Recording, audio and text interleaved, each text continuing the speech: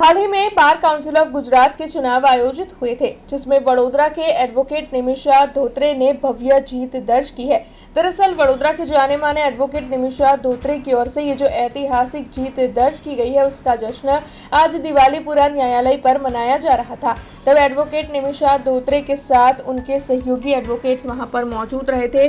ढोल ताशों के साथ केक काटकर इस ऐतिहासिक जीत के जश्न को मनाया गया था। तब इस बारे में ज्यादा जानकारी देते हुए एडवोकेट निमिषा धोत्रे की ओर से उन्हें सहयोग देने के लिए सभी का धन्यवाद भी अदा किया गया था। बार काउंसिल गुजरातनी चूंटણીમાં મારો જે વિજય થયો છે એ જ્વલંત ઐતિહાસિક વિજય થયો છે।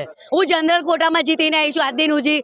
આજ દિન સુધી ઇતિહાસ એવો છે કે કોઈ લેડીઝ અનામતમાં તો અનામત આ વર્ષે જ આવી છે, પરંતુ જનરલ કોટામાં આજ દિન સુધી જીતેલ નથી અને હું પ્રથમ મહિલા છું જે ઐતિહાસિક રીતે સેકન્ડ હાઈએસ્ટ આખા ગુજરાતમાં 10મા નંબરે 99 ઉમેદવારોમાં મારો 10મા નંબરે વિજય થયો છે, જે બદલ હું આખા ગુજરાત તેમજ વડોદરા વકીલ મંડળના તમામ વકીલશ્રીઓનો खूब खूब खूब खूब आभार मानीश।